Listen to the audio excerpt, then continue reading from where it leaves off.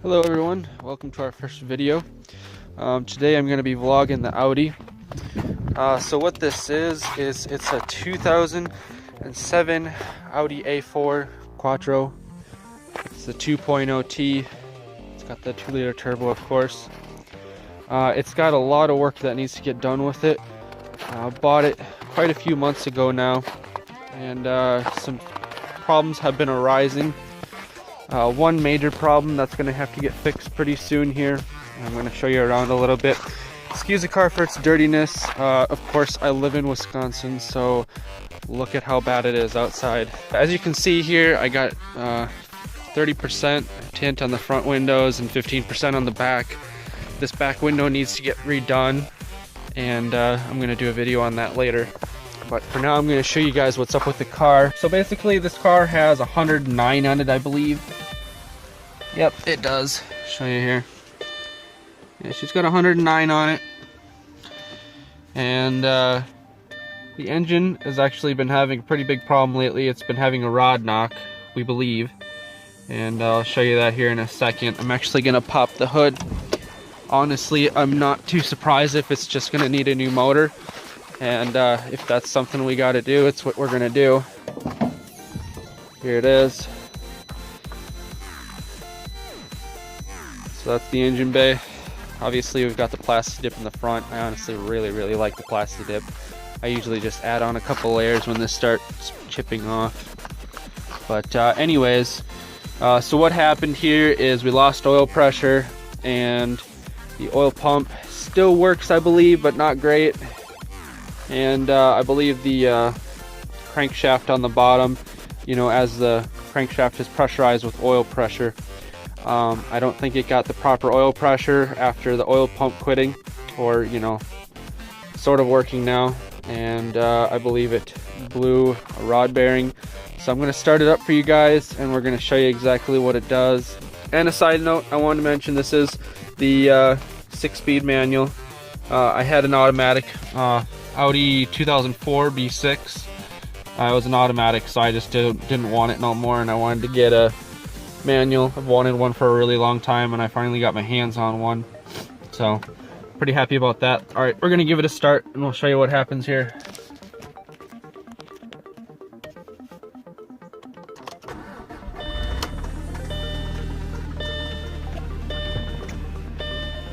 So as you can see, she booted right up.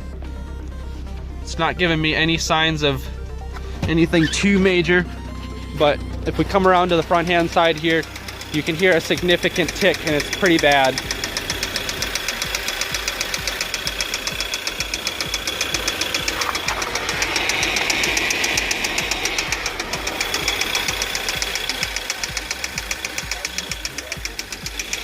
And you can tell it kind of stutters the motor a bit too. It does idle, but pretty bad. If I rev it up here for a second,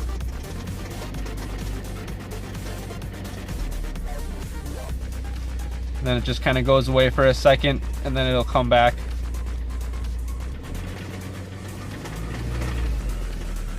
That's as much of that as I want to do. Like I said, this car needs a lot of work. It's got a hitch mark right here. Someone hit it with their hitch, and we're gonna have to have the whole bumper redone. Someone quoted me $300 on it to have it all painted and redone, so I'm gonna take a deal on that. Obviously, I tinted the tail lights. I really like the look of that. So a few modifications that I'm gonna be doing is, first of all, I'm gonna put new brakes and rotors on here. This car's been sitting here quite some time, so as you can see, it's gotten pretty rusty back in there. And I know it'll wear off, but I'd rather just have them replaced because they're not great in the first place. And this is not tire. This is plasti dip. We plasti dipped the rim, so it's just peeling off there. But like I said, we're gonna put new brakes and rotors on there. I'm gonna go with slotted and drilled. I found a nice set that I'd like to buy. This one isn't as bad, but the calipers on these cars are just ridiculously big. So this car is going to get a lot of work done to it. There's a bunch of little things that I'm going to do to it. I believe I'm going to do the intercooler upgrade. I know there's intercoolers on it, and I believe they're right inside the bumper here. can see back in there, there's an intercooler, and I think there's one on the other side too. I'm going to be doing a face mount intercooler, so it's going to sit right here in the front. It's obviously going to be behind the grill, but this came with a few upgrades. Like this has a carbon fiber intake. I really like it. Honestly, on my old B6 that I had a cone filter on it, and I actually really liked it, and I almost want to go back to it. But since the previous owner spent a lot of money on getting this on here, and it looks pretty decent, don't get me wrong. I'm sure it works really well as well, so I'm going to keep it for now, and that's just going to be the way it is. So what I'm planning on doing is a bigger turbo. I want to do something that's not too big so it builds boost pretty quick, because the turbo that's on here still builds really good boost, and it's super quick. I don't want to do something with too big of a spool on it. I was thinking about the KO4s, but it seems like a pretty basic upgrade, and I'd like to do something a little more advanced. Maybe a GT3071R or something like that. I'd have to get a T3 flange manifold, of course, but nothing we can't do. Another plan is to do the cat. I want to decat it. Probably either gut it or just buy a test pipe. I don't know, something like that.